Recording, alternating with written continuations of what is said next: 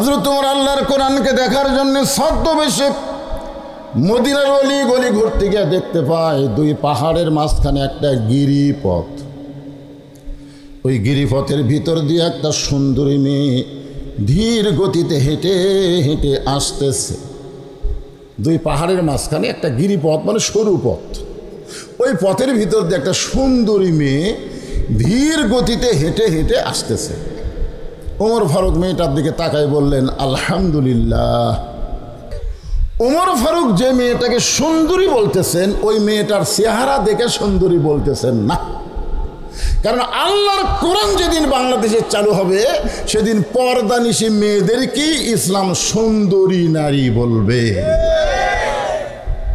মেয়েটা যদি দেখতে কালো হয়, খাটো হয়, কোনো সমস্যা নাই, কিন্তু আল্লাহর পর্দা যদি তার শরীরে থাকে, ইসলাম তাদেরকেই কেবলমাত্র সুন্দরী নারী বলবে। এই জন্য যুবকেরা আমার সঙ্গে বলবা, আমি যেই বলবো পর্দানিশী নারী যারা, তোমরা সকলে বলবা বিশ্ব সুন্দরী তারা। বলতে পারবা না? পর্দানিশী নারী যারা। আর যে বলবো বেপর্দা নারী যারা, তোমরা বলবা ব্রয়লার মুরগি তারা। বেপর্দা নারী যারা। আপনারা একটা মুরগির বললেন কেন? আমি বলবার কইছি, আপনারা করছেন। ওমর ফারুক দেখলেন মেয়েটা আপাত মস্তক পর্দা। এই জন্য আল্লাহ শুকর আদায় করে মেয়েটার কাছে গিয়ে বললেন, মা, এই নির্জন পথে তুমি একা একা চলতেছ, তোমার সামনেও কোনো মানুষ নাই, পিছনেও কোনো মানুষ নেই, তোমার অন্তরে কি ভয় লাগতেছে না? মেয়েটা বলতেছে, পথিক, তুমি কি হযরত ওমরকে চিনো? সুবহানাল্লাহ।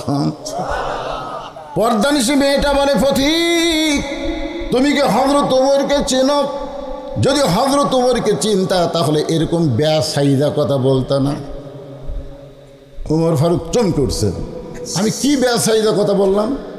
বলে, পথিক, তুমি জানো না, হযরত ওমর যেদিন থেকে আল্লাহর কোরআন দিয়ে রাষ্ট্র চলায়, সেদিন থেকে পৃথিবীর এক প্রান্ত থেকে আর এক প্রান্তে একটা মহিলা যাবে, তার কলিজার মধ্যে আল্লাহ ছাড়া অন্য কারো ভয় থাকবে না।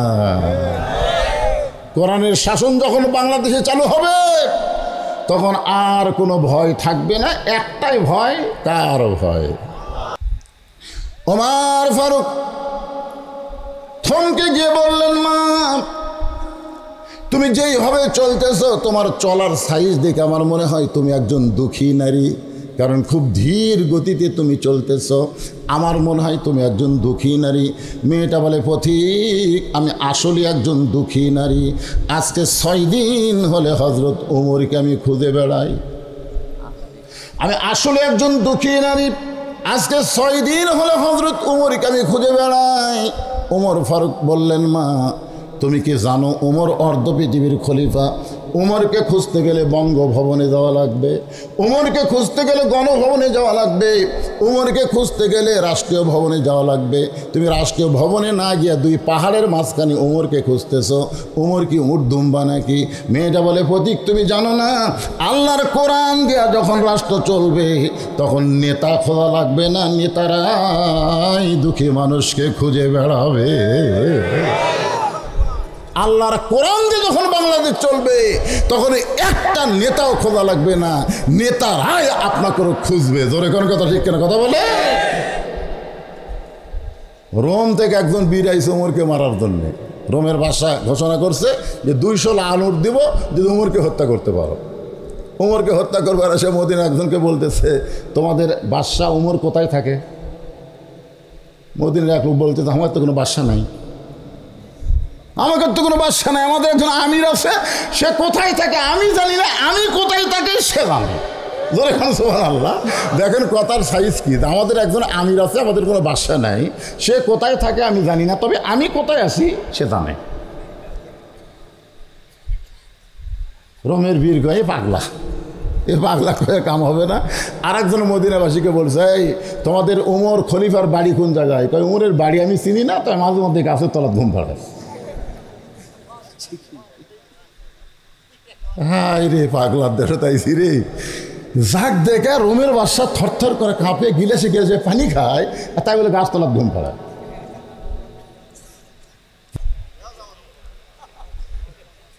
ওমর ফারুক চোখের পানি নিয়ে বলতেছেন, মা তুমি 6 দিন হলে উমরকে খুঁজতেছ। মেয়েটা বলতেছে আমার ইমান বলতেছে আর 1-8 দিনের মধ্যেই উমরকে পাওয়া যাব। আমার বিশ্বাস 6 দিন হলে খুঁজতেছি আর 1-8 দিনের মধ্যেই উমরকে পাওয়া যাব। আর যদি না পাই, মেয়েটা বলতেছে আর 1-8 দিনের মধ্যে উমরকে পাবো, এটা আমার ইমান বলতেছে। কি বলতেছে? কিন্তু যদি না পাই তাহলে আসল জায়গায় বিচার দেব। আপনারা কি মনে করতেছেন নিজের ইচ্ছা এখানে আইছেন? আল্লাহ যদি না চাইতো এখানে আসতে পারতেন না। আল্লাহ কোরআন কারীম ইরশাদ করেন, মা সাবাকা মিন হাসানাতিন ফামিনাল্লাহ। বান্দা বান্দির দ্বারা যখন ভালো কোনো কাজ হয়, ভালো কোনো আমল হয়, এই কাজগুলো বান্দাবান্দি করে না, বরং আল্লাহ নিজেই করায়। আপনারা এখানে যে কোরআনের মাহফিলে বসেছেন, এই বসাটা ভালো কাজ না খারাপ কাজ? তাহলে বিশ্বাস করতে হবে আমরা যত পাপী হই না কেন, এই মুহূর্তে আল্লাহ আমাদের উপরে খুশি আছে। খুশি যদি না থাকতেন তাহলে আমরা এই জান্নাতের টুকরার মধ্যে আসতে পারতাম না। তো যে আল্লাহ তাআলা আমাদের উপরে খুশি আছেন, আমরাও তো আল্লাহর উপরে খুশি না বেজার? আমার সামনে যারা বসেছেন, আমি আমার অন্তরের অন্তঃস্থল থেকে আপনাদের সবাইকে শুভেচ্ছা জ্ঞাপন করছি। সম্মানিত মা বোনেরা, পর্দার অন্তরালে বসে বসে যারা আলোচনা শুনতেছেন, তাদেরকেও শ্রদ্ধা জ্ঞাপন করে দীর্ঘ 1 বছর না কয় বছর, 2 বছর মনে হবে, 2 বছর, হ্যাঁ দিন আইছিলাম না, 2 বছর আগে এসেছিলাম। আজকে এসে জানতে চাচ্ছি আপনারা সকলে কেমন আছেন? আলহামদুলিল্লাহ রব্বিল আলামিন। জি আলহামদুলিল্লাহ। যে আল্লাহর শারীরিক সুস্থতা এবং মানসিক প্রশান্তি বিশাল একটা আল্লাহর নিয়ামত। গত বছর এই সময় আমাদের অনেকের শরীর সুস্থ ছিল, কিন্তু মনের মধ্যে প্রশান্তি ছিল না। কেমনি বুঝলেন? কেমন যেন একটা অস্থিরতা কাজ করতো, না জানি কি হয়। আজরাইল ধরার আগে পুলিশ ধরার ভয়, ঠিক না? কিন্তু 5 আগস্টের পরে অস্থিরতা আল্লাহ কমায় দিছে, শরীরও সুস্থ, মনও ভালো। আল্লাহ তাআলা শারীরিক সুস্থতা, মানসিক প্রশান্তি দান করে আজকের এই মাহফিলে কবুল করলেন। আমরা আল্লাহর প্রতি নিয়ামত স্বরূপ কৃতজ্ঞতা জ্ঞাপন করছি। সকলে বলি রব্বানা লাকাল হামদ হামদান কাসীরান তাইয়িবান মুবারাকান ফীহি। আমরা আল্লাহর শুকর আদায় করলাম। আমি অনেক মাহফিল বলে থাকি আল্লাহর শুকর আদায় করে কোনো হিসাব করা যাবে না। কিন্তু 1 নম্বর একটা কারণ হলো আমরা আল্লাহর বেশি বেশি শুকরিয়া আদায় করব যে আল্লাহ জন্মসূত্রে আমাদেরকে মুসলমানের ঘরে কবুল করেছেন। জন্মসূত্রে আমরা মুসলমান, ঠিক কিনা বলেন? যদি হিন্দুর ঘরে জন্ম হতো, ইহুদি খ্রিস্টানদের ঘরে জন্ম হতো, আমাদের জন্য অত্যন্ত খারাপ হতো। কারণ আল্লাহ কোরআনে বলেছে লা তামুতুন্না, মৃত্যুবরণ করো না ইল্লা ওয়া আনতুম মুসলিমুন, যতক্ষণ মুসলমান না হবে। মুসলমানের ঘরে জন্ম না নিয়ে মুসলমান হয়ে মরা খুবই কঠিন। যার প্রমাণ হলো নবীর চাচা আবু তালেব। আল্লাহ রাসূল তাকে অনেকবার কলেমার দাওয়াত দিয়েছেন, শেষ পর্যন্ত মৃত্যুর বিছানায় আল্লাহ রাসূল বললেন, চাচা খালি একটা বার বলেন লা ইলাহা ইল্লাল্লাহ মুহাম্মাদুর রাসূলুল্লাহ, আমি আপনার হাত ধরে জান্নাতে পৌঁছাই দেব। অথচ চাচা বললেন, বাবা মরেই যখন যাচ্ছি বাপ দাদার ধর্ম ছাড়ব না। এখান থেকে প্রমাণ হলো যে যে ধর্মে জন্ম নেয় মনে করে তার ধর্মে আসল, ঠিক কিনা বলেন? আসলে কি ঠিক? ধর্মের মালিক কে? তো আল্লাহ কি বলেন?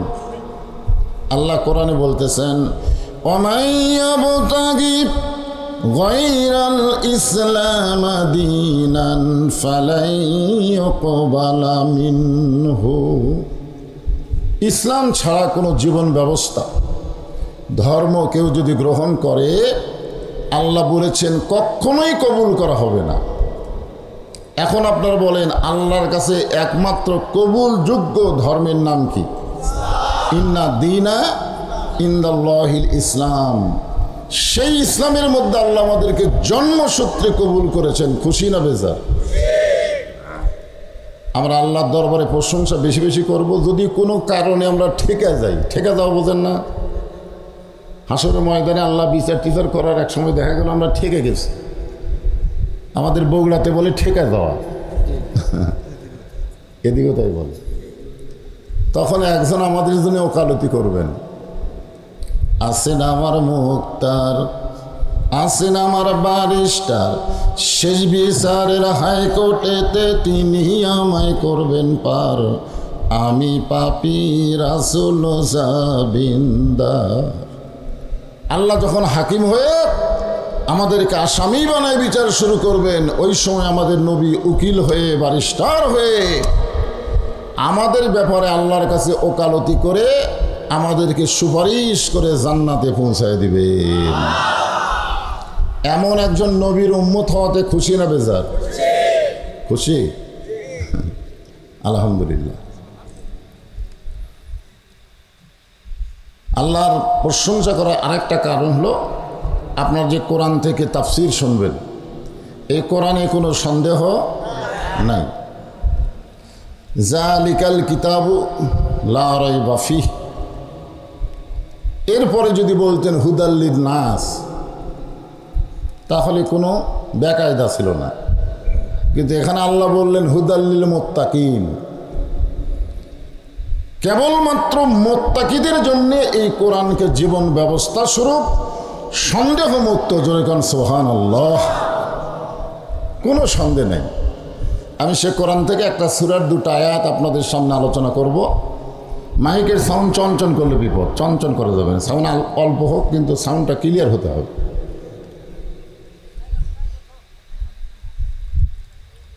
সূরাটার নাম হলো সূরায়ে মুলক। নাম কি? মুলক। মুলক শব্দের অর্থ কি আপনারা জানেন? বাদশা না, রাজ্য, রাজত্ব। রাজত্ব এবং রাজ্যর মালিককে, এটাই বলতেছে আল্লাহ। তাবারাকাল্লাযী বিয়াদিহিল মুলক ওয়া হুয়া আলা কুল্লি শাইইন কদির। গোটা পৃথিবীর রাজত্ব, কর্তৃত্ব, মালিকানা একমাত্র কার হাতে? সমস্ত ক্ষমতার মালিককে। একবার প্রধানমন্ত্রী সাবেক যিনি, তিনি এক ভাষণে বলতেছেন যে আমার বোন রেহান আমাকে বলল যে 18 কোটি মানুষকে যদি তুমি খাওয়াতে পারো তাহলে 12 লক্ষ রোহিঙ্গা মুসলমানকে খাওয়াতে পারবো না। আপনারা বলেন তো এই কথা কি তাওহীদ না শিরক? খাওয়ানোর মালিককে। হ্যাঁ, এক সময় ক্ষমতার দাপটে বলেছিল দেশ আমার বাপের, দেশ আমার। এটাও কিন্তু তাওহীদ না, এটাও শিরক। হ্যাঁ, এখন 5 তলা উপরে উঠে 1.5 লাখ টাকার খাট, 12,000 টাকার কম্বল ওড়ে তেমনই গায়ে দিয়ে 9টার সময় বলতেছে আমার বাড়ি, আমার ঘর, আমাক নামাইকে। আসলেই তো তাই, আমার বাড়ি, আমার ঘর, আমাক নামাইকে। 9টার সময় এই কথা বলে কম্বলে মুড়ি দিয়ে ঘুমিয়ে গেছে। রাত যখন 3টা বাজে তখন একটা ভূমিকম্প, খালি বিল্ডিং একটু ডোকা উঠছে। যে লোকটা বলছে আমাক নামাইকে, এই লোকটা এত ফোর্সে নামছে যে কম্বলের মধ্যে যার লঙ্গি খোলা আছে ওইটাও পরার সময় পায়নি। ফেরেশতারা বলতেছে আল্লাহ নামাইলা নামাইলা, তাই বলে ন্যাংটা করে নামালা। 41 সালের আগে নামাই খেয়ে 24 সালে আল্লাহ ক্ষমতার বলে ন্যাংটা করে নামাই দিছে। জোরে গান কথা ঠিক। বিশ্বাস করতে হবে একমাত্র ক্ষমতার মালিক আল্লাহ। আমি সেই সূরা মুলকের 2টা আয়াত আপনাদের সামনে আলোচনা করার নিয়ত করেছি।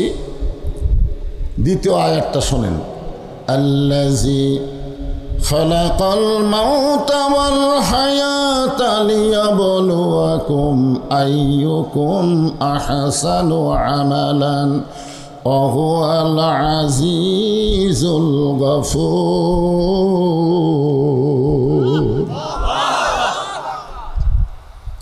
মৃত্যু এবং জীবন সৃষ্টি করেছেন কে?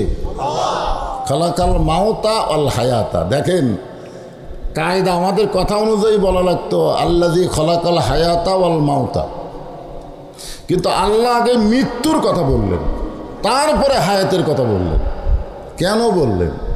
যে দুনিয়াতে আসার পরে মনে করো না যে কি হনুরে, এটা মনে করো না। হ্যাঁ, রিটার্ন টিকিট আমরা কাটা চলে আইছি, আসলে যাইতেই হবে। যারা হজ করবার যায় তারা যখন টিকিট দেয়, 2 টিকিট, ধরে কারণ কয় টিকিট? যাও যাও আসো। তা আমরাও যখন দুনিয়াতে এসেছি যাওয়ার জন্যেই কিন্তু দুনিয়াতে এসেছি, দুনিয়াতে থাকার জন্য কেউ আসে না। আল্লাহ যখন ঈসা আলাইহিস সালামকে 4র্থ আসমানে নিয়ে গেলেন, এমন সময় ঈসা নবী বললেন, আল্লাহ, দুনিয়াতে মানুষ মরার জন্যে যায়, তা আমার যে মৃত্যু হলো না। আল্লাহ বললেন, তোমারও মৃত্যু হবে, শুধু একজনই মরবে না, তিনি হচ্ছেন আমাদের আল্লাহ। জরিকান ঠিক কিনা? কুল্লু মান আলাইহা ফানিউ ওয়া ইয়াবকা ওয়াজহু রাব্বিকা যুল জালালি ওয়াল ইকরাম। লিয়াবলুয়াকুম, তোমাদের পরীক্ষা করা হবে, আইয়ুকুম আহসানু আমালা। পরীক্ষার বিষয়টা হলো সুন্দর আমল। পরীক্ষার বিষয় কি? সুন্দর আমল। সুন্দর আমল মানে কি? কাজ। বর্তমানে বাংলাদেশে যেই পরিবেশ চলতেছে, আমরা সকলেই সুন্দর আমল করতে চাই। চাই কি চাই না? কিন্তু করার মতন পরিবেশ নাই। একটা দৃষ্টান্ত দেই, আপনার বাড়ি থেকে মসজিদ হলো 100 গজ দূরে। আপনি জোহরের নামাজ পড়ার জন্য ওযু করে মসজিদে রওনা দিলেন। আপনি নিয়ত করেছেন আজকে সামনে কাতারে নামাজ পড়বো তাকবীরে উলার সাথে। আপনার বলেন, আপনার নিয়ত কি খারাপ? বাড়ির থেকে বের হওয়ার সাথে সাথেই আপনার সোয়াব লেখা শুরু হয়ে গেছে। কিন্তু সমস্যা হলো 100 গজের মধ্যে 2টা বেপরদা নারী আপনার চোখত পড়ছে। এটাই হলো সমস্যা। 100 গজ রাস্তার মধ্যে 2টা বেপরদা মেয়ে আপনার 2 চোখত পড়ছে। এখন বলেন, পোকা পড়লে, মশা পড়লে চোখ থেকে তোলা যায়, কিন্তু বেপরদা নারী যদি চোখত পড়ে তোলা যাবে? এখন কি সমস্যা? মসজিদে গেলেন, নিয়ত করলেন, ইলা জিহাতিল কাবাতি শরীফাত, আল্লাহু আকবার। মুখ আছে কাবার দিকে, চোখ আছে সেজদার দিকে, আর মন খালি বলতেছে রাস্তা কি দেখলাম রে। আপনারা বলেন তো নামাজ হবে? তাহলে নামাজকে যদি সুন্দর করতে চান, সুন্দর আমলে যদি নামাজকে আনতে চান, তাহলে রাস্তাকেও সুন্দর করা লাগবে। জোরে কোন কথা ঠিক কি না? বেপরদা নারী মুক্ত রাস্তা করতে গেলে সরকারের আইন দিয়ে হবে না, আল্লাহর কোরআনের আইন লাগবে। জোরে বলেন ঠিক কি না? আমাদের বাংলাদেশের ছেলেরা মেয়েরা ভালো হওয়ার পিছনে কারণ কিন্তু বাপ না, কারণ হলো মা। কারণ কে? মা। হ্যাঁ, একটা গান শুনছিলাম ছোটবেলায়, আপনাদের মনে আছে নাকি নাই? বাবায় আনন্দে মাতিয়া সাগরে ভাসাইয়া সেই যে চইলা যায় খবর লয় না, মাজন ধরিয়া উদরে কতই কষ্ট করে, 10 মাস পরে পায় প্রসবের বেদনা, এমন দরদি ভাবে কেউ হবে না আমার মা গো। একটা ভালো মায়ের দরকার, ঠিক কিনা বলেন? এখন ভালো মা যদি আমরা তৈরি করতে চাই, পর্দা ছাড়া ভালো মা পাওয়া যাবে? এখন পর্দার কথা আল্লাহর কোরআনে আছে? আছে, মাশাআল্লাহ। বাংলাদেশের মতন, আমাদের বাংলাদেশের মতন 96টা দেশের খলিফার নাম হলো হজরত উমর। সুবহানাল্লাহ বলেন না কেন? আমাদের বাংলাদেশের মতন কয়টা? 96টা দেশের মানে এরিয়ার এত বড় এরিয়ার একটা খলিফা হলেন হজরত ওমর। তিনি একদিন মসজিদের মেম্বরে বসে নিজের গালে নিজে চড় মারতেছেন, ডান হাতে ডান গালে, বাম হাতে বাম গালে। হাসান ও আমালার তাফসির শুনতে গেলে একটু মনোযোগ দেওয়া লাগবে। নিজের গালে নিজেই চড় মারতেছেন। হয়তো ওমর ফারুককে চড় মারার মতন মানুষ পৃথিবীতে কেউ আছে? যাক দেখলে শয়তানি দৌড় দেয়। হ্যাঁ, এমন সময় ওসমান গনি মসজিদে নববীর মধ্যে ঢুকে বলতেছে, আমির আল মুমিনিন, আপনি কি পাগল হয়ে গেলেন? নিজের গালে নিজে চড় মারতেছেন, কারণ কি? ওমর ফারুক বললেন, ওসমান, আমার অতীতের কথা বারবার মনে হচ্ছে। কিসের কথা? অতীত, ভবিষ্যৎ। আমাদের অতীত কিন্তু শেষ, সামনে ভবিষ্যৎ আর বর্তমান, ঠিক কিনা বলেন? অতীতের কথা কি আপনার মনে করেন? মনে করেন না। ভবিষ্যতের চিন্তা কি আপনাদের মাথাত আছে? বর্তমান নিয়ে খালি মশান মারতেছেন। ঈদের দিনে 288 জন মানুষ মারা গেল, তার মধ্যে 138 জন মারা গেছে ছেলে যুবক মোটর সাইকেল অ্যাক্সিডেন্ট করে। ওই মোটর সাইকেল পাইয়া মনে করছে কি হুনুরে, কি হুনুরে, আর ভবিষ্যৎ কি ওদিকে খেয়াল করেনি। ভবিষ্যৎ যে রাস্তার মধ্যেই মৃত্যু, এইটা খেয়াল করেনি। জোরে কোন কথা ঠিক কিনা? হাসিনা যদি খেয়াল করত ভবিষ্যতের কথা, তাহলে 24 সালে পলানা লাগতো না। জোরে কোন কথা ঠিক কিনা? খালি বর্তমান পাইয়া কি হুনুরে, কি আছেন? ওসমান গনি বলে, আমির আল মুমিনিন, আপনার অতীতের খবর তো আমি জানি না, যদি একটু বলতেন। ওমর ফারুক বলে, ওসমান, অতীতে আমি খালার বাড়িতে রাখালি করতাম, ছাগল চড়াতাম। সন্ধ্যার সময় ছাগলগুলো ফেরত আনলে খালা ছাগলগুলো আমাকে বলে, ওমর, কয়টা নিয়ে গেলে আর কয়টা ফেরত আনলে? আমি ছাগলগুলোর দিকে 3-4টা কম। খালা আমাকে বলতেছে 3-4টা কম, এক দৌড় দিতাম। ছাগলগুলো খুঁজে খুঁজে কুড়ে এনে খালারে জমা দিলে খালা আমার মাথার চুল এইভাবে ধরে বলতো, ওমর, যেই ভুল আজকে করেছো, এই ভুল যদি আগামীকাল করো, তোমার রাখালি চাকরি ক্যান্সেল। আমি তখন খালার পা ধরে বলতাম, খালা, রাখালির চাকরি যদি ক্যান্সেল করে দেন, আমি থাকবো কোথায়, খাবো কি? যে ওমর একদিন রাখালির চাকরি রক্ষা করার জন্য খালার পা ধরে কেঁদেছে, আজকে সেই ওমরকে আল্লাহ অর্ধ পৃথিবীর খলিফা বানাইছে। এটা ওমরের যোগ্যতাই নয়, এটা কেবলমাত্র আল্লাহর কোরআনের ওসিলা।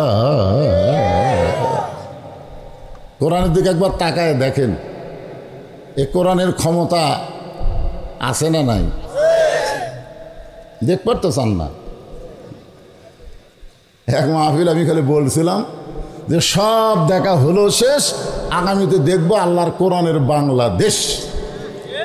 ওই মাহফিলে বিএনপির লোকেরা সব উঠে চলে গেল।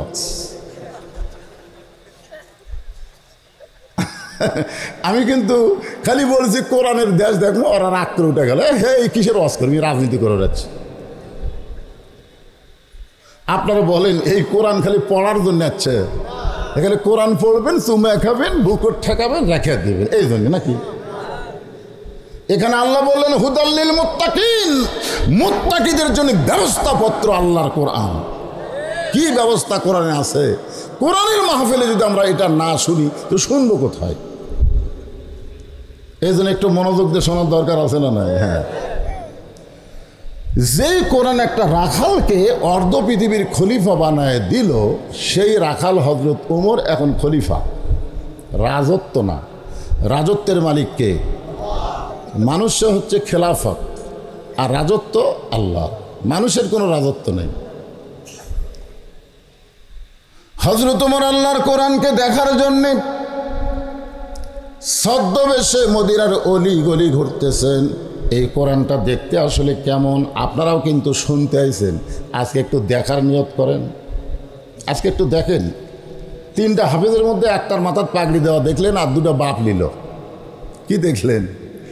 এই 3 জনের মধ্যে একটাও চেয়ারম্যান নেই, একটাও এমপি নাই, একটাও মন্ত্রী নাই, একটাও এসপি নাই, একটাও কোটিপতি নাই। খুঁজলে দেখেন এরা খুব একটা স্বাবলম্বী না। তাছাড়া মাদ্রাসার যে হিসাব দিল, দুটাই লিল্লা বোর্ডিং থেকে দুটো হাফেজ হতো, তাই বলো না ভাই? লিল্লা বোর্ডিং থেকে দুটো হাফেজ হলো। আজ পর্যন্ত বাংলাদেশের কোনো চেয়ারম্যানের বেটার মাথা আমি পাগড়ি দিবার পারিনি। কোনো ওসির বেটা, এসপির বেটা, কোনো কোটিপতি ব্যবসায়ীর বেটার মাথাতে আমি পাগড়ি দিবার পারি। যাদেরই দিছে হয় ভ্যান চালাইয়ার বাপ, না হাজরা কাটা খায়, না হয় খুব অবস্থা সারি না। কি একটা কঠিন অবস্থা আমাদের বাংলাদেশে। হযরত ওমর আল্লাহর কোরআনকে দেখার জন্য ছদ্মবেশে মদিনার অলি গলি ঘুরতে গিয়ে দেখতে পায় দুই পাহাড়ের মাঝখানে একটা গিরিপথ। ওই গিরিপথের ভিতর দিয়ে একটা সুন্দরী মেয়ে ধীর গতিতে হেঁটে হেঁটে আসতেছে। দুই পাহাড়ের মাঝখানে একটা গিরিপথ, মানে সরু পথ। ওই পথের ভিতর দিয়ে একটা সুন্দরী মেয়ে ধীর গতিতে হেঁটে হেঁটে আসতেছে। ওমর ফারুক মেয়েটার দিকে তাকাই বললেন, আলহামদুলিল্লাহ। আপনারা সবাই আলহামদুলিল্লাহ বলতেছেন না? একটা সুন্দরী মেয়ের দিকে তাকানি জায়েজ নাই। আপনারা বলেন তাকানো জায়েজ আছে? যখন এই যে কারেন্ট গেল না, তখন একজন কি করলো কন্ত, সুবহানাল্লাহ, আলহামদুলিল্লাহ, এই সামনেই কইল। কারেন্ট গেলে বলা লাগবে ইন্না লিল্লাহ, যখন কথা ঠিক না। আর এই ভাই খুশরে যেটা কথা আলহামদুলিল্লাহ। আমার এক দাদা ছিল, মরে গেছে। কোনো মানুষ মরলেই বলতো আলহামদুলিল্লাহ, মরার খবর শুনে আলহামদুলিল্লাহ। আমি একদিন কইলাম, দাদা মানুষ মরলে আলহামদুলিল্লাহ কন কেন, ইন্নালিল্লাহ কবেন? তুই জানিস না ভাই, আমি কোরআন খতম দেখাই, কেউ মরলে আমি দাওয়াত চাই, মরেও না আমার দাওয়াতও নেই। এই জন্য কখন কোনটা বলা লাগবে একটু আমাকে জানা দরকার, ঠিক কিনা বলেন? ওমর ফারুক যে মেয়েটাকে সুন্দরী বলতেছেন, ওই মেয়েটার চেহারা দেখে সুন্দরী বলতেছেন না। কারণ আল্লাহর কোরআন যেদিন বাংলাদেশে চালু হবে, সেদিন পর্দানিশী মেয়েদেরকে ইসলাম সুন্দরী নারী বলবে। মেয়েটা যদি দেখতে কালো হয়, খাটো হয়, কোনো সমস্যা নাই, কিন্তু আল্লাহর পর্দা যদি তার শরীরে থাকে, ইসলাম তাদেরকেই কেবলমাত্র সুন্দরী নারী বলবে। এই জন্য যুবকেরা আমার সঙ্গে বলবা, আমি যেই বলবো পর্দানিশী নারী যারা, তোমরা সকলে বলবা বিশ্ব সুন্দরী তারা। বলতে পারবা না? পর্দানিশী নারী যারা। আর যে বলবো বেপর্দা নারী যারা, তোমরা বলবা বয়লার মুরগি তারা। বেপর্দা নারী যারা। আপনারা একটা মুরগির বললেন কেন? আমি বলবার কইছি, আপনারা করছেন। আপনারা বলেন তো, দেশি মুরগি আপনি যদি ধরবার চান ধরা দিবে? আপনাকে দেখলেই দৌড় দিবি। আপনি তাকায় দেখবেন ওরা আজরা পাঁজরা সব খৌরা দিয়া ঢাকা। কিন্তু ব্রয়লার মুরগি যদি আপনি ধরবার চান দৌড় দিবি, ওটি ঘুরবি, তাকায় দেখবেন আজরা পাঁজরা সব লাল। ধরে কেন? এইটা জানার জন্যে আজকে তাবারাকাল্লাযী বিয়াদিহিল মুলক ওয়া হুয়া আলা কুল্লি শাইইন কাদির আল্লাযী খালাকাল মাউতা ওয়াল হায়াতা লিয়াবলুয়াকুম আইয়ুকুম আহসানু আমালান ওয়া হুয়াল আজিজুল গফুর।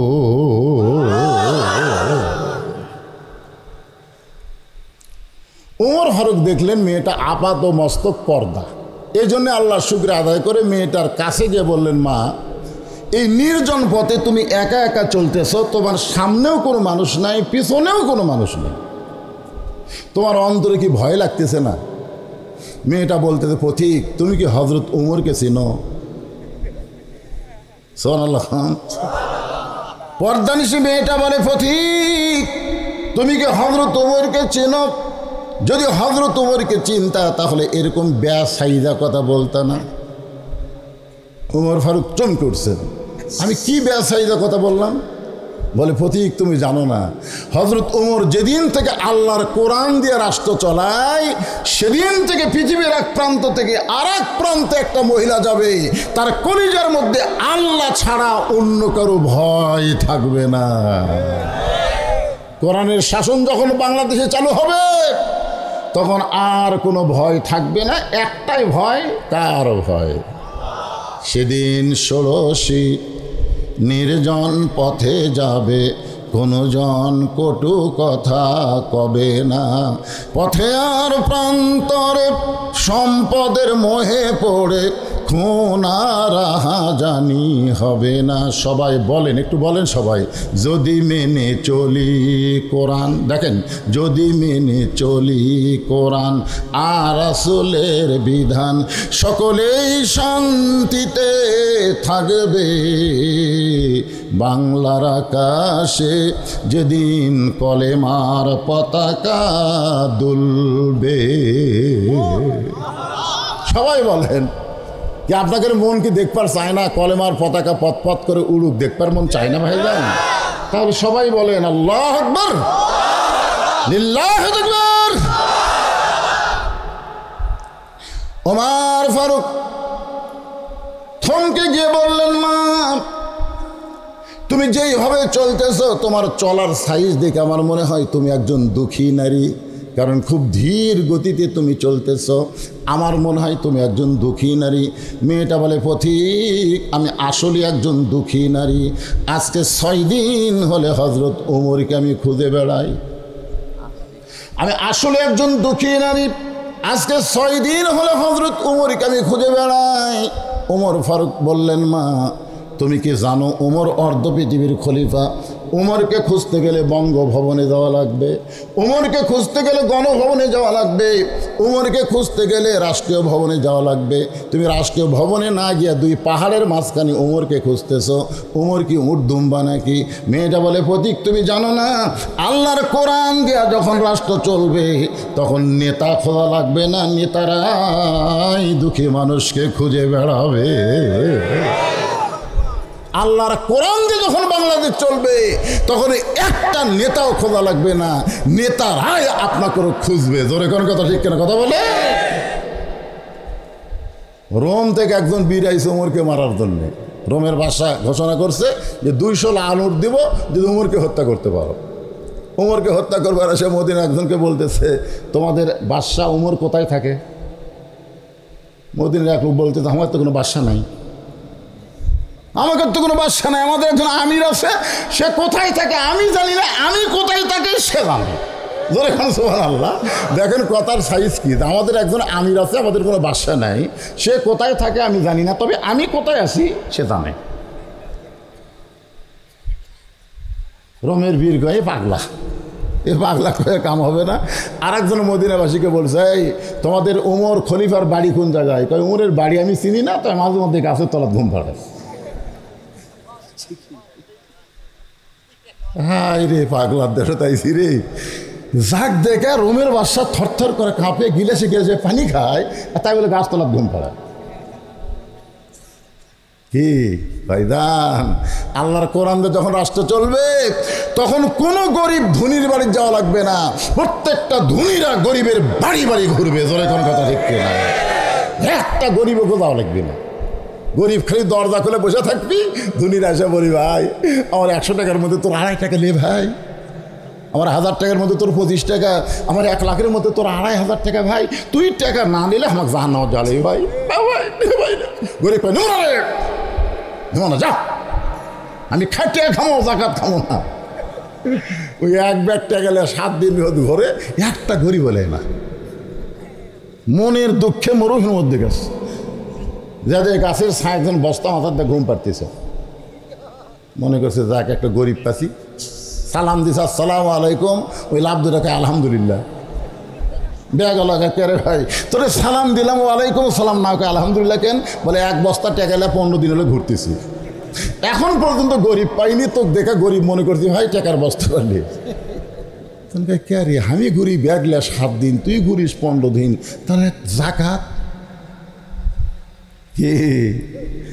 আজকে ডক্টর ইউনূস যে খেলা দেখাচ্ছে, যেই বাংলাদেশ 143 নম্বরে ছিল সেই বাংলাদেশ খালি 43-এ চলে আইছে। ধরে করো সুবহানাল্লাহ। ভাইজান বুঝবার পারতেছে না, মানুষ একটু বুড়া তো, ধীর গতিতে কাজ হচ্ছে, বুড়া বছর কাজ ধীর গতিতে হয়।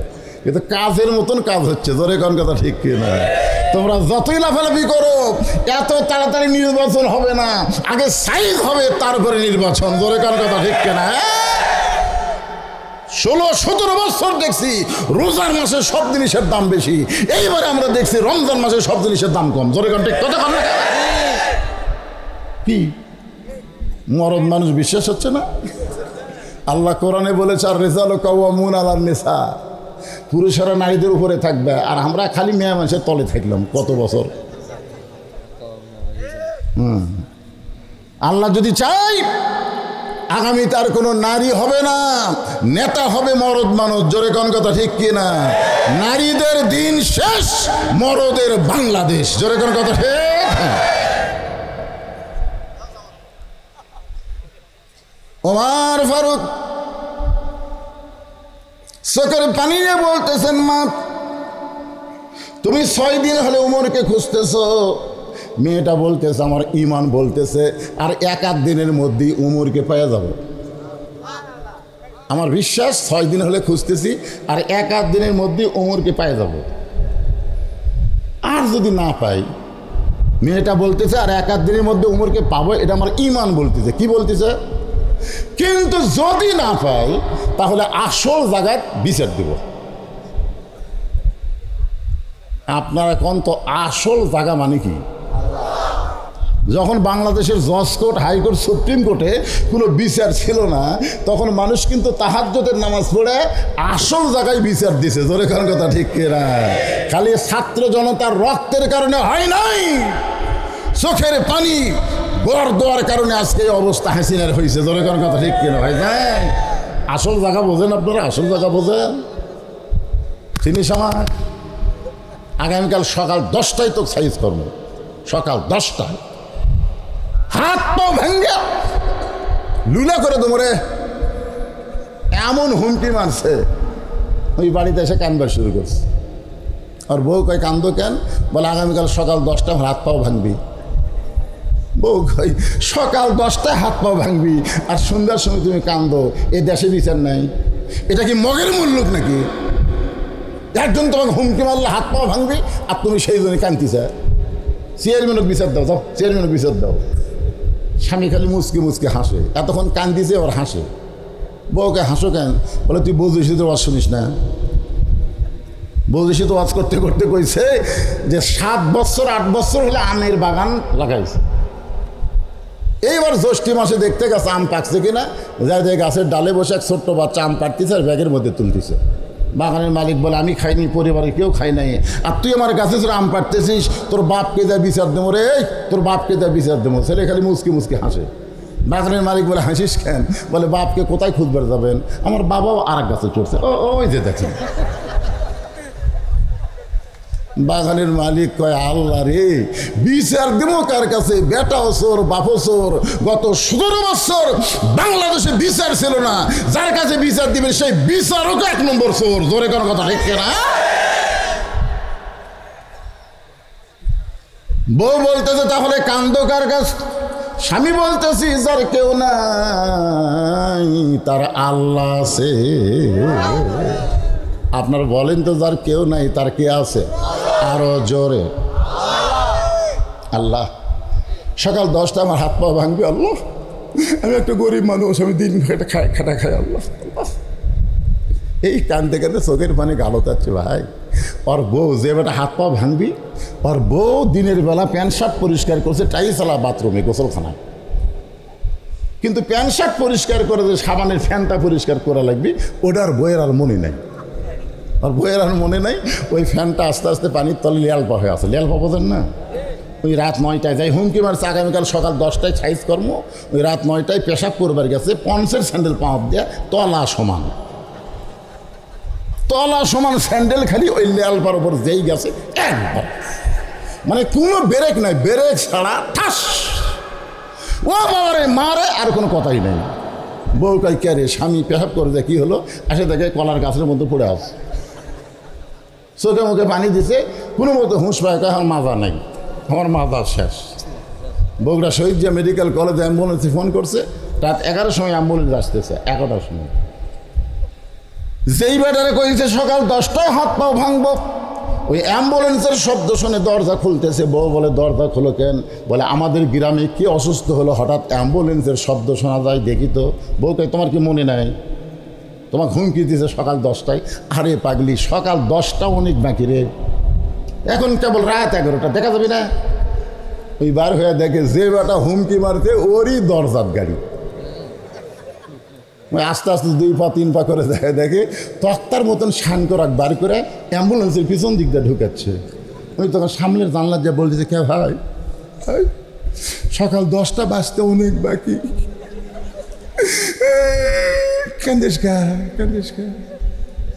বলে ভাই দোয়া কর ভাই, আমার কোনো ক্ষমতা নাই রে, সব করার মালিক কে, ওহু আলা কুল্লি শাইইন কাদির। একটু মনোযোগ দিয়ে শুনবেন। ওমর ফারুক বললেন, মা আরে একদিন পরে যদি ওমরকে দেখতে না পাও তাহলে তুমি আসল জায়গায় বিচার দিবে। আসল জায়গায় বিচার দেওয়া লাগবে না, আমি হলাম হযরত ওমর। সঙ্গে সঙ্গে মেয়েটা পর্দার ভিতর থেকে বলতেছে, আমিরুল মুমিনিন, তাহলে আপনি চোরের মতন একা একা ঘুরতেছেন, আপনার কি কোনো স্যামসিয়া নেই? বাংলাদেশের মতন 96টা দেশের খলিফা একা একা ঘুরতেছেন, আপনার কি কোনো স্যামসিয়া নাই? কি নাই? আপনার বলেন তো, নেতাকে স্যামসা থাকে না? এটা কি নেতা? না না, ওমর ফারুক কি নেতা? এ বাংলাদেশের মতন এমপি, মন্ত্রী, প্রধানমন্ত্রী না, অর্ধজাহানের খলিফা। আপনার কি কোনো চামচানি? ওমর ফারুক বললেন, মা স্যামসা পশা পালার পশা আমি কোথায় পাবো? স্যামসা পালবার গেলে যে পশা লাগে, সেই পশা কোথায় পাবো? টাকা লাগে না? লেখা আছে ভিজিএফ কাটে 10 কেজি, 10 কেজি লেখা আছে। আর চেয়ারম্যান চৌকিদার কাছে লাল একটা রঙের দাগ দেয়, বালতির এই পর্যন্ত চাউল দিব, এই দাগ পর্যন্ত চাউল দিব। উনি চাউলের ঠিবর থেকে এই দাগ ধরে ঢালে দেয়, দাগ ধরে ঢালে দেয়। একজন কয় কে রে, 10 কেজি লেখা আছে আর এই বালতি চাউল দেয়, দেখি তো মাপে 8 শেয়ার, 10 কেজির জায়গায় 8 শেয়ার। আর একটু সাহস করে চেয়ারম্যানের কাছে কথা, চেয়ারম্যান সাহেব কার্ডে লেখা আছে 10 কেজি আর আপনার চৌকিদার দিল 8 শেয়ার। চেয়ারম্যান কয় নাম কেটে দে, নাম কেটে দে। তখন জোড়হাত করে বলতেছে, যা দিচ্ছেন দেন, যা দিচ্ছেন দেন। তখন নাম কাটেন না, নাম কাটেন। চেয়ারম্যান কয় কেরে পাগলা, তোরে যদি 10 কেজি চাউল আমি দেই তাহলে স্যামসা পালমু কি দিয়ে রে? স্যামসা পালবার গেলে গরিবের মাত্রায় কাঁঠাল ভাঙ্গা লাগবে। জোরে কোন কথা ঠিক কি না? ওমর ফারুক আল্লাহর কোরআন দিয়ে রাষ্ট্র চালাই, স্যামসা কেমনে হবে? শোনেন একটা ঘটনা। জুমার দিনে হযরত ওমর যখন খুতবা দিবেন, খুতবা যখন দেওয়া শুরু করবেন, এমন সময় মাঝখান থেকে একজন সাহাবী দাঁড়িয়ে বলতেছে, আমিরুল মুমিনিন, আপনার খুতবা আমরা শুনবো না। ওমর ফারুক বললেন, আমার খুতবা শুনবা না, আমার অপরাধ কি? বলে আপনার অপরাধ হলো আমাদেরকে খাটো পাঞ্জাবি দিয়ে আপনি লম্বা জুব্বা পরে খুতবা দিচ্ছেন। আমাদেরকে খাটো পাঞ্জাবি দিবেন আর আপনি লম্বা জুব্বা পরবেন। আপনি লম্বা জুব্বা কোথায় পাইলেন? যতক্ষণ না বলবেন ততক্ষণ আপনার খুতবা আমরা শুনবো না। উমরের চোখ দিয়ে দর দর করে পানি পড়তেছে আর মুখটা মুচকি মুচকে হাসতেছে। মুখটা হাসার কারণ হলো আল্লাহর কোরআন দিয়ে যখন রাষ্ট্র চলবে, উমর যদি ভুল করে একটা মুসল্লিও পর্যন্ত তার ভুল ধরার সাহস পাবে। সুবহানাল্লাহ কন্যা। আল্লাহর কোরআন দিয়ে রাষ্ট্র চলবে, এমপি তোমার ইচ্ছা মতো এমপিগিরি করতে পারবে না, আল্লাহর আইন অনুযায়ী করা লাগবে। জোরে কোন কথা ঠিক কিনা? কথা বলে। এমন সময় ওমর ফারুকের ছেলে আব্দুল্লাহ ইবনে ওমর বাবার পাশে দাঁড়ায় বলতেছে, রে নবীর সাহাবীরা, আমার বাবার জুব্বা লম্বা দিকে খুদ্া শুনবা না?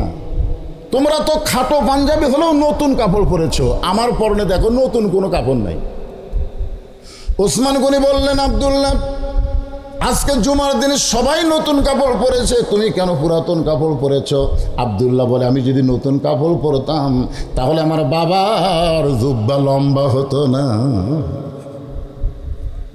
যেদিন থেকে তোমরা আমার বাবাকে খেলাফতের দায়িত্ব দিয়েছ, সেদিন থেকে তোমরা নির্ভয়ে আরামে ঘুম পাড়তেছ, কিন্তু আমার বাবার চোখে ঘুম নেই। আমি আব্দুল্লাহ গভীর রাত্রি চেতন পায়ে দেখি মা আমার দরজায় দাঁড়িয়ে আস। আমি বললাম, মা এত গভীর রাতে দরজার দাঁড়িয়ে কী করেন? মা দেখি চোখের পানি মুছতেছে। আমি বললাম, মা কি দুঃখ আপনার? বলে, তোরে বলা নিষেধ রে বাবা, তুই যখন দেখবার পাইছিস তাহলে শোন, যেদিন থেকে তোমার বাবা মদিনার খেলাফতের দায়িত্ব পাইছে সেদিন থেকে রাত্রেবেলা ঘুম পাড়ে না, সারা রাত চোরের মতন মানুষের দুঃখ কষ্ট নিজের চোখে দেখে বেড়া, চোরের মতন চুপি চুপি রাত্রেবেলায় মানুষের দুঃখ কষ্ট দেখতে গিয়ে দেখতে পাই তাঁবুর মধ্যে কি যেন পাক চলতেছে, আর দুইটা বাচ্চা খালি মা মা বলে কাঁদতেছে। ওমর ফারুক চমকে গেলেন, এই গভীর রাতে দুইটা বাচ্চা মা মা বলে কান্দে, আর মা কি এমন পাক করে? শুনতে পাইলে একটু কান ফেলাইয়া মা বলতেছে, বাবা একটু ধৈর্য ধরো, গোস্ত সিদ্ধ হলেই তোমাদেরকে খাবার দেব। ওমর ফারুক চিন্তায় পড়ে গেলেন, দুম্বার গোস্ত হলে 8 ঘন্টা লাগবে, আর উটের গোস্ত হলো বড় জোর 1 ঘন্টা লাগতে পারে, কিন্তু এই গভীর রাত হয়ে গেল এখন পর্যন্ত গোস্ত সিদ্ধ হয় না, এটা কিসের গোস্ত একটু জানা দরকার। ওমর ফারুক তাঁবুর নিকটে গিয়ে বললেন, মা এই গভীর রাতে তুমি সিদ্ধ করো, এখন পর্যন্ত সিদ্ধ হয় না, তোমার দুইটা বাচ্চা ক্ষুধার জ্বালায় কান্দে, তোমার অন্তরে কি দয়াময় কিছুই নাই? মেয়েটা বলে, পথিক আমার বাড়ি হলো ইয়ামিন দেশে, আমার বাড়ি হলো ইয়ামিন দেশে। আমি জানতে পারলাম মদিনার খলিফা ওমর অত্যন্ত ভালো মানুষ, আমার দুইটি এতিম বাচ্চাকে নিয়ে আমি ভালো মানুষ ওমরের দরবারে যাওয়ার চাইছিলাম বিকেলবেলায়, কিন্তু এত মানুষের ভিড় আমি ওমরের দরবারে যাওয়ার পারলাম না। আমি নিয়ত করেছি আগামীকাল সকালবেলা আমার দুইটা এতিম বাচ্চাকে নিয়ে ওমরের দরবারে যাব। এই নিয়ত করে রাতের বেলা মরুভূমিতে তাঁবু টাঙ্গাইয়া আমার দুইটা বাচ্চাকে কোলের মধ্যে নিয়ে আমি মা যখন ঘুমাবার চাই, কিন্তু বাচ্চা দুইটা না ঘুমায় খালি ক্ষুধার জ্বালায় কাঁদতেছে, বলে মা খাবার দাও খাবার দাও। এখন ফিলিস্তিনের বাচ্চারা দেখেন ঘাস খাচ্ছে, ফিলিস্তিনের বাচ্চারা খাওয়ার জন্য যেমন কান্দে, আল্লাহ এই জন্যে বলতেছেন, আর আইতাল্লাযী ইউকাযযিবু বিদ্দীন ফাযালিকাল্লাযী ইয়াদুল ইয়াতীম ওয়ালা ইয়াহুদ্দু আলা তুআমিল মিসকিন। আল্লাহু আকবার। দুইটা বাচ্চা যখন বারবার কান্দে, আমি তখন ওদের সান্ত্বনা দেওয়ার জন্যে পাতিলের মধ্যে পানি আর পাথর দিয়ে নিচে আগুন জ্বলায় বলতেছি, বাবা গোস্ত সিদ্ধ হলেই তোমাদের খাবার দেব। এই কথা শুনতে শুনতে আমার দুইটা বাচ্চা একসময় ঘুমায় যাবে, কিন্তু পথিক রে এদের পেটে এত খিদা লাগছে, ওদের চোখে আর ঘুম ধরতেছে না। আমার মনে হয় আজকে রাতে এত বড়, সকাল পর্যন্ত আমার দুইটা সন্তান আর বাঁচবে না, উমরের দরবারে আমার যাওয়ার হবে না। সঙ্গে সঙ্গে ওমর ফারুক বললেন, মা তুমি একটু ধৈর্য ধরো, মা তুমি একটু ধৈর্য ধরো, তোমাকে পাথর সিদ্ধ করা লাগবে না, তুমি তোমার বাচ্চাকে যায় একটু সান্ত্বনা দাও। এ বলে এক দৌড় মারলেন গভীর রাত্রে, বাংলাদেশের মতন 96টা দেশের নেতা এক দৌড়ে বাইতুল মালের দরজায় আসলাম, দরজা খুলে দে।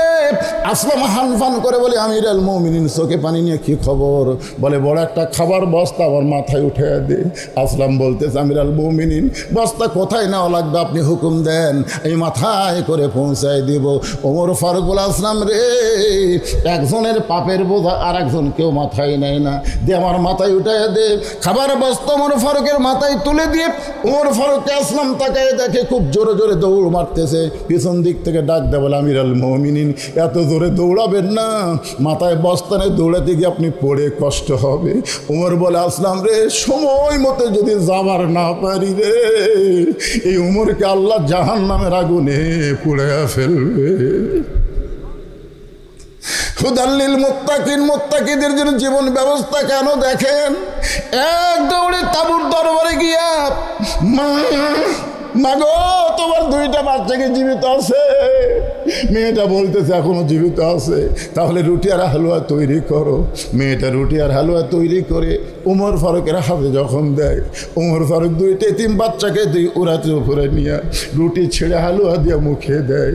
দুইটা বাচ্চা ফ্যাল ফ্যাল করে ওমরের দিকে তাকায় দেখে চোখের পানি গাল বেয়ে বেয়ে পড়তেছে। দুইটা বাচ্চা চোখের পানি মুছে দিয়ে বলে, কে গো তুমি? তুমি আমাদেরকে আদর করে রুটি হালুয়া খাওয়াও, আবার তুমি এমন করে কেন কাঁদতেছো? আমরা এতিমগো, আমাদের কোনো বাবা নাই, আজকে তোমার মধ্যে আমরা বাবার চেহারা দেখতে পাই। সঙ্গে সঙ্গে ওমর বলে, আল্লাহ এই অধমকে জাহান্নামের আগুন থেকে তুমি বাঁচায়া দাও। মেয়েটা তাঁবুর ভিতর থেকে বলতে, পথিক ভালো মানুষের গল্প শুনেছি, কিন্তু মানুষ এমন ভালো হয় কোনোদিন কল্পনা করি নাই। আল্লাহর কাছে দোয়া করি, আল্লাহ মদিনার খলিফা ওমরকে না বানায়, যদি তোমারে খলিফা বানাই তো মদিনা যেন আল্লাহর জান্নাত হয়ে যেত। আব্দুল্লাহ বলতে, সাহাবীরা রে, তোমরা সবাই ঘুম পাড়ো, কিন্তু আমার বাবার চোখে ঘুম নাই। বাবা গভীর রাত্রে আমার দরজা গিয়ে ডাকতেছে, আব্দুল্লাহ আব্দুল্লাহ বলে। আমি আব্দুল্লাহ দরজা খুলে দেখি বাবার হাতে একটা পাঞ্জাবি। আমি বললাম, বাবা বাইতুল মাল থেকে আমার একটা পাঞ্জাবি দিছে বাবা, আবার গভীর রাত্রে আপনি আর একটা দিয়ে বেড়াইছেন। ওমর ফারুক বলে, আব্দুল্লাহ ইন্নাল্লাহা ইয়ামুরুকুম আন তুআদ্দুল আমানাতি ইলা আহলিহা ওয়া ইযা হাকামতুম বাইনান নাস আন তাহকুমু বিল আদল। জোরে কোন সুবহানাল্লাহ। আব্দুল্লাহ রে, একটা পাঞ্জাবি পাইছিস, আর একটা দিবে রাইছি, এই কথা কেমনে মনে করলি বাবা? এইটা আমার ভাগে পড়েছে, এত খাটো পাঞ্জাবি, তুই বল এই পাঞ্জাবি পরে আগামীকাল কেমনে খুতবা দিব? আব্দুল্লাহ বলে, তাহলে আমি কি করব? ওমর ফারুক বললেন, তোর কাপড়টা আমাকে কি দান করা যায় না? আব্দুল্লাহ বলে, বাবার চোখের পানি মুছে দেওয়ার জন্যে আমার নতুন কাপড় বাবাকে দান করে দিলাম, আর বাবার পিছনে পিছনে আমি রওনা দিলাম। বাবা ঘরের দরজা বন্ধ করে আমি জানলার ফাঁক দিয়ে তাকায় দেখি নিজেই দর্জি হয়ে তার কাপড় আমার কাপড় একত্র করে লম্বা জুব্বা বানাইছে, আর সেই জুব্বা বানায় খুতবা দেয়। এখন বলো বাবার খুতবা শোনা যায় কি না যায়? সমস্ত সাহাবীরা চিল্লায় বলে, আল্লাহর কোরআন দিয়ে যখন রাষ্ট্র চলবে, এমন ভালো নেতা মুসলমান দেখতে পাবে। ভালো নেতা যদি আমরা দেখতে চাই, আল্লাহর কোরআনের বিকল্প কোন রাস্তা? আল কোরআনের আলো। এতক্ষণ পরে যা আলো, সবাই একসাথে বলবে। আমি যে বলবো আল কোরআন আলো, আপনারও বলবেন সব জায়গায় যা আলো, সব জায়গা। সংসদের কথা বললে একদল আবার লাখ শিক্ষাই, লাখ শিক্ষা আমরা টাইম দেবো না, আমরা বলবো আল কোরআনের আলো সব জায়গা, কোনো জায়গা যেন বাদ না থাকে। আল কোরআনের আলো, কোরআন হাদিস যেখানে, দুনিয়ার মুসলমান লিল্লাহে তাকবীর। ওমর ফারুক বললেন, মা এখন বলো কি দুঃখে তুমি আমাকে খুঁজতেছ? 6 দিন হলো, তোমার দুঃখটা কি? মেয়েটা বলতেছে, আমিরুল মুমিনিন, আমার দুঃখটা হলো, একটু মনোযোগ দিয়ে শুনবেন। কি বিরক্ত হচ্ছেন? আমাকে তুলেই দিয়েছে দেরি করে, আমাকে ঘরত বললো যে আপনাকে 10টায় তুলে দেবো, তো 10টায় তুলে দেবে, 12টা পর্যন্ত একটা নামাজ হবে, কিন্তু তুলে দিলে 10:30টায়। এখন বেকায়দা কি করবেন কোন? আরে আমার বাড়াতে কোনো সমস্যা নেই, কিন্তু আপনাকে না। মেয়েটা বলতেছে যে আমার জীবনের সবচাইতে বড় দুঃখ হলো, খুব খেয়াল করে শুনবেন, 6 বছর বয়সে আমি ঈমান গ্রহণ করেছি। ঈমানের কলেমা পড়া আর ঈমান গ্রহণ করা, এই দুটা কিন্তু এক না। আমাদের এলাকায় যুদ্ধের সময় অনেক হিন্দুরা কলমা পড়ছে। আমার এলাকা পাকিস্তানের পাঞ্জাবি দেখলি লা ইলাহা ইল্লাল্লাহ, লা ইলাহা ইল্লাল্লাহ, লা ইলাহা ইল্লাল্লাহ, তখন পাকিস্তান আর্মি বিলকুল ঠিক হয়, ঠিক হয়, ঠিক হয়। 9 মাস পরে দেশটা যখন স্বাধীন হলো, ওই পড়া কলমালা হিন্দুরা আর কলমার উপর আছে। তবে একজন হিন্দু আমার কাছে সত্যি স্বীকার করছে, আমাকে বলছে, বাবা মুসলমানের কলমার দাম আছে রে। আমি কল, আপনি হিন্দু হয়ে কেমনে বুঝলেন? এই কলমা কয়েই তো গুলি থেকে বাঁচছি পাগলা। যে আর্মি দেখছি লা ইলাহা ইল্লাল্লাহ, এমন ঝাঁকি মারছি, আর্মিরা সব চলে গেছে। আমি বললাম, দাদা শুধু কলমা জবানে জারি হওয়ার কারণে যদি আর্মির গুলির থেকে বাঁচতে পারেন, এই কলেমা তাসদিক বিল জেনান, খালি কলিজার মধ্যে জায়গা দিয়ে দেন, জাহান্নামের আগুন থেকে আল্লাহ আপনাকে বাঁচাই দিবে। বলাও সারা। সঙ্গে সঙ্গে আমাকে বললে যে বিকেলবেলা তুই আমার বাড়িতে আয়। বিকেলবেলা বাড়িতে গেলাম, এখানে আমার কাছে তওবা তাজির পড়ে কলমা পড়া মুসলমান হলো। লোকটা শেষে হজও করলো, দুনিয়ার থেকে ইমানের সাথে বিদায় নিল। জোরে কোন সুবহানাল্লাহ। এর নাম হলো তাসদিক বিল জানান। খালি মুখে বললে হবে না, কলেমা ধরা লাগবে। একটা দৃষ্টান্ত দেয়, বেশি দিন আগেকার কথা নয়, হাসিনার আমলের কথা বলবো। নাম হলো মীর কাসিম আলী। আল্লাহর বান্দার নাম হলো মীর কাসিম আলী। উকিল এসে বলতেছে, স্যার আজকে রাত 12টায় আপনার ফাঁসি হবে, আজকে রাত 12টায় আপনার ফাঁসি হবে। তো মীর কাসিম আলী মুসকি মুসকি হাসের বলে, এখন কয়টা বাজে? তো বলতেছে, স্যার এখন বাজে রাত 9:30। তখন বলতেছে, আলহামদুলিল্লাহ, তাহলে এখন 2.5 ঘন্টা সময় আছে। 2.5 ঘন্টা সময় যখন আছে, তাহলে উকিল একটা কাম করি, আমি 2 ঘন্টা ঘুম পাড়ি, অযথা বসে থাকি, কি হবি 2 ঘন্টা ঘুম পাড়ি, 8 ঘন্টা আগে আমাকে ডাক দিও, যদি সে এত না পাই। উকিল কই, মানুষ নাকি রে, ওরই হবি ফাঁসি আর উনি বলে ঘুম পাড়বি। তাও বলতেছে যদি সে এত না পায় তাহলে আমাকে ডাক দিও। উকিল মনে করছে পাগলা হয়ে গেছে, ফাঁসির চিন্তা বার হয়ে যায়, মন খারাপ করে বার হয়ে গেছে। কিন্তু রাত যখন 11:30 বাজছে, মনে হচ্ছে ডাক দিবার করছে, দেখিতে যাই কি অবস্থা। ফাঁসির কন্ডেম ছেলে যায়, ডেকে মীর কাসিম আলী লাখ ডাকে ঘুম পাড়া, মানে বুঝতেছেন? হায় হায়, আর মাত্র 8 ঘন্টা সময় বাড়ে, এরই পরে ফাঁসি হবি। আর এই লোকটা লাখ ডাকে ঘুম পাড়তেছে, পাওয়াল যে ঝাঁকি মারছে, সেতন বলতেছে, উকিল ভাই সময় হসে? না স্যার, এখন 8 ঘন্টা আছে। আলহামদুলিল্লাহ। ওযু করছে, 2 রাকাত নামাজ পড়ে, কোরআন শরীফের সূরা মুলক, সূরা মুজাম্মিল তেলাওয়াত করে।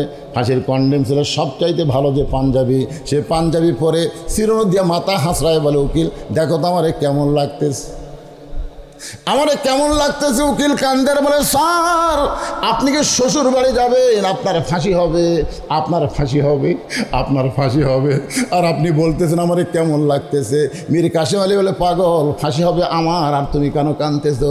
তুমি কি জানো তাসদিক বিল জানান, কলিজার মধ্যে যাদের ঈমান থাকে, তারা যদি কোনো অন্যায় না করে আর তাদেরকে যদি ফাঁসি দেওয়া হয়, আল্লাহ কোরআনে বলেছেন, ওয়ালা তাকুলু লিমান ইউকতালু ফি সাবিলিল্লাহি আমওয়াতুন বাল আহইয়াউ ওয়ালাকিন লা তাশউরুন।